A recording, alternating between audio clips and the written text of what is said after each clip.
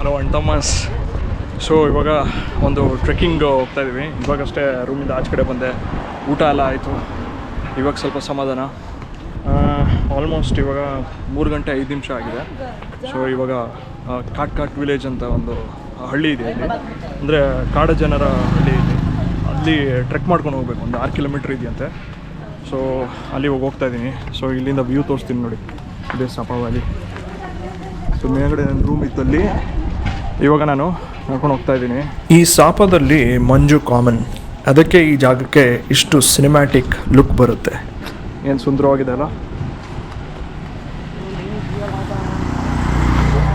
ಸಾಪಾ explore ಮಾಡೋಕ್ಕೆ trekking best.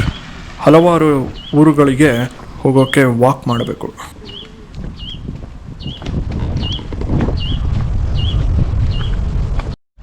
ಸಾಪಾ ಸುಮಾರು 1500 metre ಎತ್ತರದಲ್ಲಿದೆ.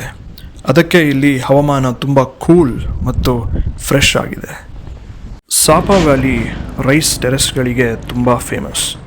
ಇವು ನೂರಾರು ವರ್ಷಗಳಿಂದ ಲೋಕಲ್ ಜನರು ಇನ್ನೂ ಬಳಸುತ್ತಿರುವ ಫಾರ್ಮಿಂಗ್ ಸಿಸ್ಟಮ್.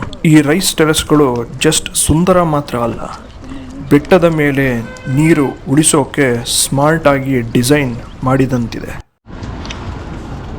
ನೋಡಿ, ಯಾರು ತರ್ತರದ್ದು ಡ್ರೆಸ್ಗಳು ಬೇಕಿದೆಲ್ಲ ಟ್ರೆಡಿಷ್ನಲ್ ವಿಲೇಜ್ ಡ್ರೆಸ್ ಇಲ್ಲಿ ವಿಯೆಟ್ನಾಮಲ್ಲಿ. ನೋಡಿ ಹೆಂಗಿದೆ. ಇಲ್ಲಿ ಟ್ರೈಬ್ಸ್ ಇದೆ ಅಂತೆ, ಮೋ ಟ್ರೈಬ್ ಅಂತ ಕ್ಯಾಟ್ ವಿಲೇಜಲ್ಲಿ. ಸೊ ಅವ್ರನ್ನ ನೋಡೋಕೆ ಹೋಗ್ತಾ ಇದ್ವಿ.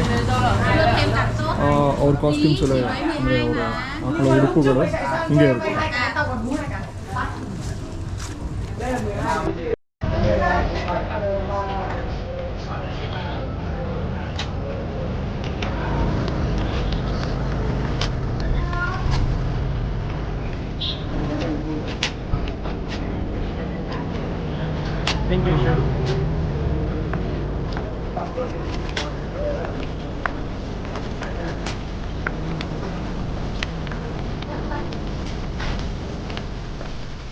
ಇಲ್ಲಿ ಮಾಂಗ್ ಮತ್ತು ದಾವೋ ಥರ ಹಲವು ಎಥ್ನಿಕ್ ಕಮ್ಯುನಿಟೀಸ್ ಇವೆ.